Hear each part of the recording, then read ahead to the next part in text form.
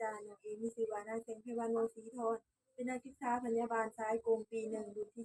12มื้อนี้จะมาสาธิตการดูดขี้เสลดให้คนเจ็บก่อนอื่นหมอเราจะต้องศึกษาข้อมูลของคนเจ็บจากเอกสารคนเจ็บชื่อพอสาอายุ50ปีนอนอยู่ห้อง ICU เบอร์หนึ่งหลังจากนั้นเราจะเข้าไปทักทายคนเจ็บสบายดีพอโดย หนูเองมีชื่อว่าแสงไพวันเด้อเป็นพยาบาลที่โรงพยาบาลอยู่ตึกนี้มื้อนี้ลูกจะมาดูดขี้ใส่ดินให้พ่อเด้อเพื่อให้พ่อสิได้หายใจสะดวกขึ้นหลังจากที่เราทักทายคนเจ็บแล้วเราจะประเมินอาการหรือว่าสภาพของคนเจ็บไปเลยว่าคนเจ็บมีสีผิวกำแหลหรือว่ามีอาการเมื่อยผิดปกติแบบถ้าคนเจ็บมีอาการเมื่อยแม่นเราจะต้องได้ให้ออกซิก่อน50นาที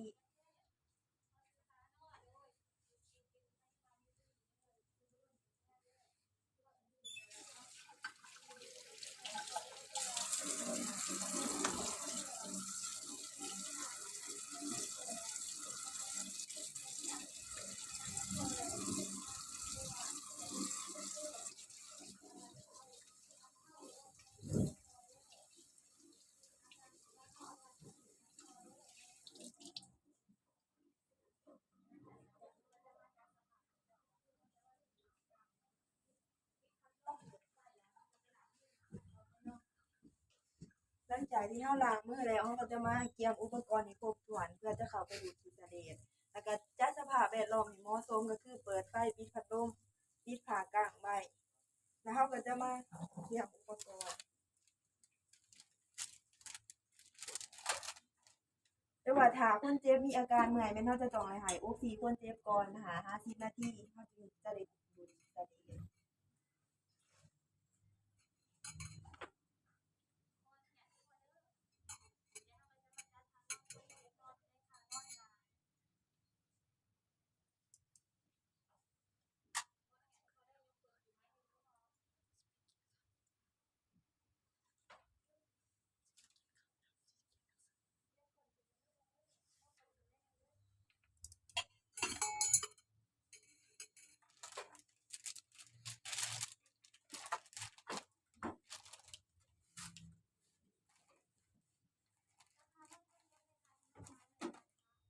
หลังจากเราเตรียมอุปกรณ์แล้วเราจะมาท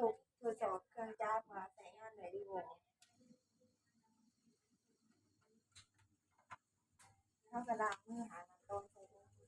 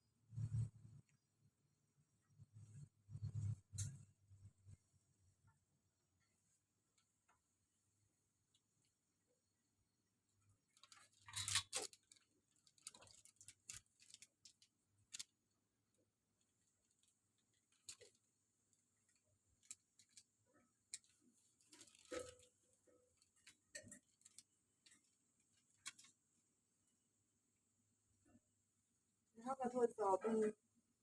จ้ากี่เทื่อ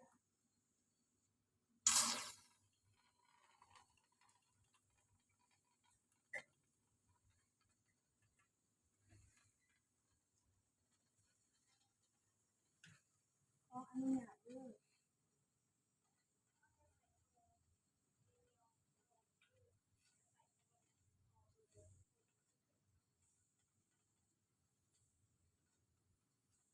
ในตอนที่เราดูทีเสด็จเราจะประเมินสีหน้าของคนเจ็บว่ามีอาการกำเดหรือจืดมากหรือว่ามีอาการเมื่อยเราจะต้องให้หยุดดูทีเสด็จแล้วก็ให้ออกซิคนเจ็บ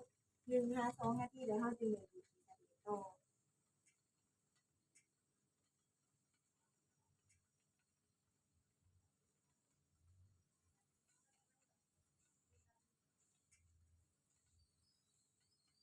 แล้วด้วยโทร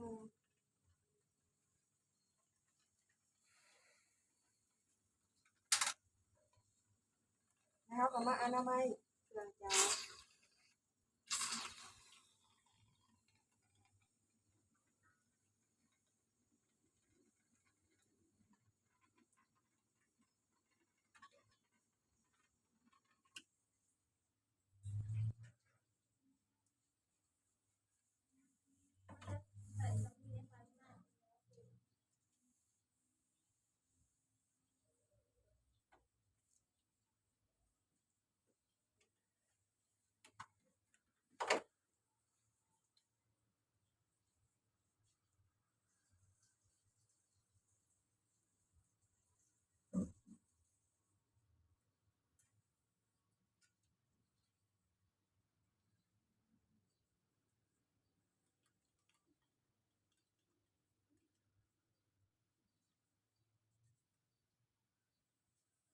แล้วเราก็จะเก็บเนี่ยอุปกรณ์ให้เรียบร้อย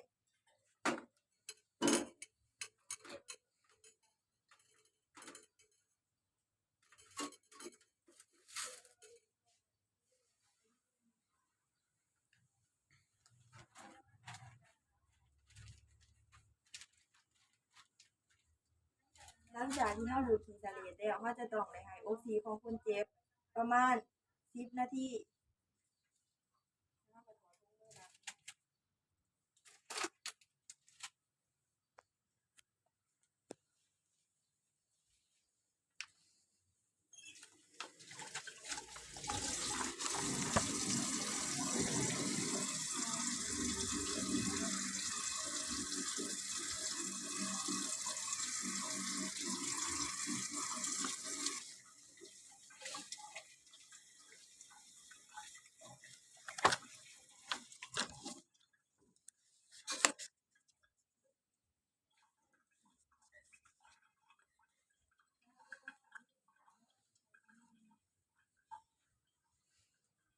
แล้วเราก็จะเข้าไป